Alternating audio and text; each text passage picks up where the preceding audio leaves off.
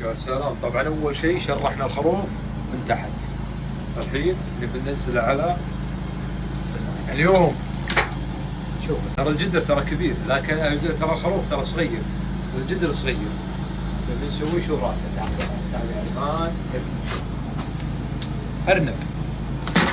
نحن زايدين هذه مرقته فقط، نحن زايدين المرقه ليش؟ نبيها تصير خامله، نبي نكبس عليها هني، بحط بهار وبحط صبغ عيش، طبخه عالميه. الحين عاد نخليه لين تطلع الزباد اللي هو باقي الدم هذا كله باقيه يطلع، نسكر عليه. اللي يقول لي شلون تنطر الزباد على ما تسكر عليه، بالعكس اذا سكرت عليه صار عليه ضغط حراره، طلع الدم اللي فيه كله نشف، نشيله وننزل عاد بهاراتنا، بهارات حب وبهارات مطحونه، وننزل عليه بصل وفلفل وثوم، خليه يطبخ. اليوم بخليه يستوي زياده. ليش؟ ربعنا اللي زايرين اليوم ضيوفنا يحبون اللحم ترف، ما هو مثلنا، احنا نحبه ابد بين الجنوب والشمال، احنا نحبه شوي متماسك. قلت تابعونا اول باول، هذا حرص لكم اليوم على حبه العيش، وبشرح لك طريقتها اول باول. تعالوا بعد ما شلنا زفرة الخروف، تعال هني، هذه اللي بنضيفها فلفل بارد وشويه ثوم وفلفل مجفف وشويه بصل نزل. اما البهار ننزل عليه بهارات اللي هو بهارات السعوديه. شنو الاصفر هذا؟ هذا ترى بصل مكرمل، ننزل عليها الحين بهارات. اليوم نبيها ننكهها شوي، نزيد مع البهارات. حطينا من هذه شوي، ونبي نحط طبعا اللومي ما احنا حاطينه، نبي نحط شويه ورق غاب وشويه بهالطريقه. خلاص نخليه يطبخ تقريبا ساعه على ما يتفكك ويصير لحمته ترفد، وبعدها ان شاء الله ندخله بالفرن، ندهنه بزعفران ونكبس على المرقه هذه على العيش. طبعا هنا حطينا شوي صغار الزعفران، نحط عليه زعفران مع شويه هيل وماي ورد، ونخليه يتنكه على كيفه. ليش؟ هذا اللي بنصبغ فيه الخروف ونصبغ فيه العيش.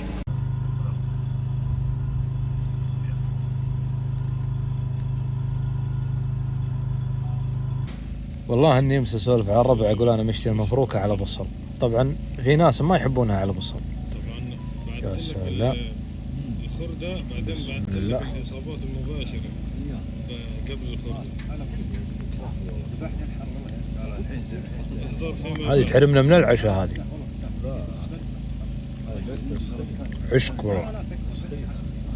المفروكه مع البصل عشق والله يا ابو احمد. والله نادي العربي مفروكه. طبعا في الملح دائما يقول ابو حمود الملح الصخري يفضل، اللي هو ملح البحري. هذا ترى بعد هو ترى طبيعي، يعني ما هو اللي مصنع، بس هذا مضيف عليه ايود. افضل انواع الملح ملح القصر، بعد البحري بعد هذا.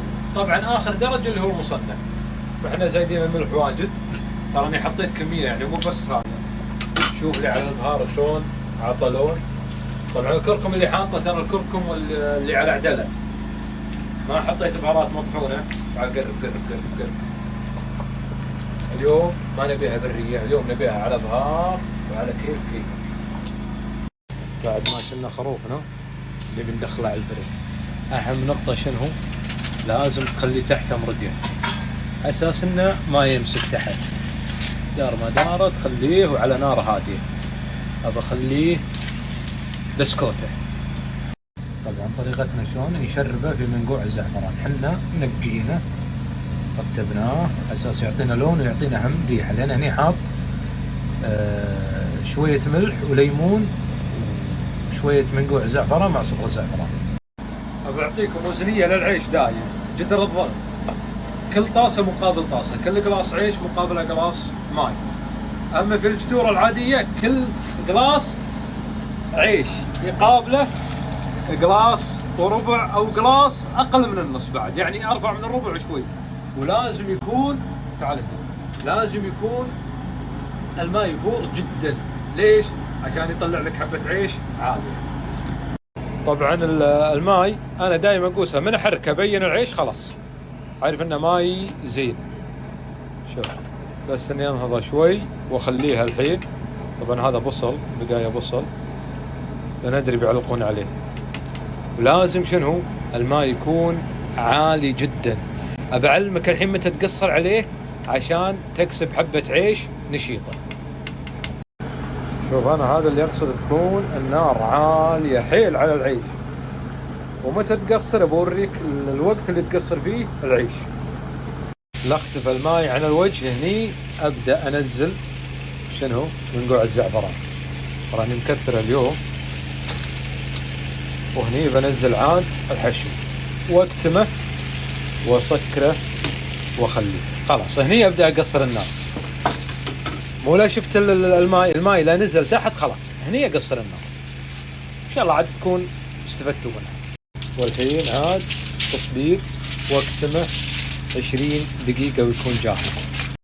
هذه نارك اللي تناشف عليها العيش على الاخر. ما عاد ورا الشرح هذا شيء. شوف ما شاء الله تبارك الرحمن على هالتحميله. يا سلام. سكر. اليوم ضيوفنا من غزة، والله اللي مرحبا، والله اللي مرحبا، وشرفتوا محلي وبرك واغلى الساعات. نورتنا. افتح لي العيش على حسبتي يبي دقيقتين، لكن عاد بشوف. يا سلام. لا استوى خلاص. شوفوا العيش شلون متفلل. هذه الطريقة اللي أنا شرحتها لكم. شوف لي حبة العيش، ترى هذا عيش التموين العادي، يعني هذا لو انديقيت يطلع شيء مو طبيعي. هذا التموين العادي يطلع لك بهالطريقة. شوف حبة العيش شرحتها لكم بالخطوات. يلا وقول بسم الله. وعسى الطريقة عاد جازت لكم، عساكم عاد حفظتوها. شوف ما شاء الله. عاد ورا. شوف لي العيش متفلل، والله ياكل حبة لحالها. ونقول بسم الله. تعال قرب. شوف لي التقمير شلون. يا سلام. اليوم تعال قرب. اسمع الصوت. قرب. يا ولد ولا احلى من هالطريقه. للحين يطبخ. وهذه حبة العيش مفللة على كيفك. الحين عاد نزينه في الحشو ونرتبه ونوريكم الصورة النهائية. ما شاء الله تبارك الرحمن. حبة العيش تصير ناشفة وممتازة وعلى كيفك. خلص بس واصور لكم النهاية، ولكن عاد بمشاركتكم وبرايكم.